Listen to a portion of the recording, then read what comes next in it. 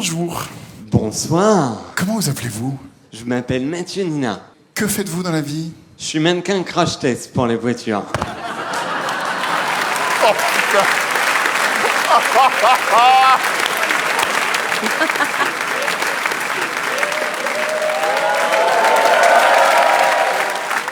En vrai, je suis super content d'être là devant vous, même si j'avoue que je stressais un peu avant de jouer ici. Mais Karine Le Marchand m'a vite rassuré, elle m'a dit « T'inquiète, c'est un public de gogol. » J'ai pas dit ça. T'avais raison, Karine. J'ai pas dit ça. Si je suis dans cet état, c'est parce que quand j'avais 10 ans, je suis tombé d'une échelle. La tête la première sur le béton. On dit que passer sous une échelle, ça porte malheur. Bah faites gaffe, montez dessus aussi, hein. À l'hôpital, pendant l'opération, j'ai fait 2 arrêts cardiaques. Donc j'ai ressuscité 2 fois. Wow. Bah c'est quand même une fois de plus que Jésus, quoi.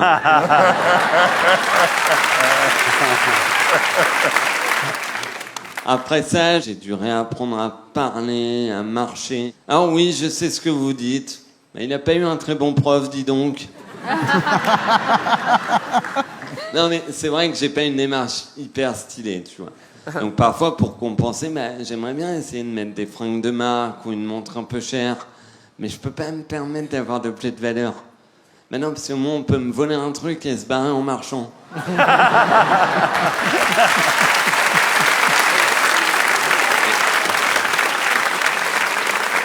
En vrai, vous savez qu'une fois, je me suis fait voler mon iPhone dans le métro. Le voleur est sorti 2 stations plus loin. Mais bon, malgré ça, bah, j'ai quand même de la chance parce que j'ai plutôt confiance en moi. Et ça, vous savez quoi, c'est grâce à mes parents. Ma mère, par exemple, elle me disait toujours « Mathieu, n'oublie jamais que c'est toi le plus beau de l'école. Wow. » Alors que je prenais des cours par correspondance.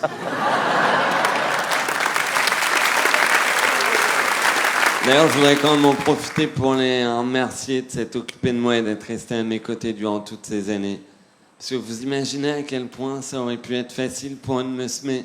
Mais non, mais surtout que mon père, il marche super vite, quoi. Je m'en suis rendu compte le jour où il m'a volé mon iPhone dans le métro. Et en fait, j'ai longtemps hésité entre 2 voies. Humoriste et terroriste. Même si je crie « Allahu Akbar », les gens rigolent. Ils se disent « Ouais. Il a pas l'air très dangereux, ce terroriste. » En plus, vu comment il marche, il a déjà dû déclencher sa ceinture. Mais finalement, bah, j'ai choisi l'humour et j'ai écrit un spectacle. J'espère qu'il va marcher mieux que moi. Merci de m'avoir écouté.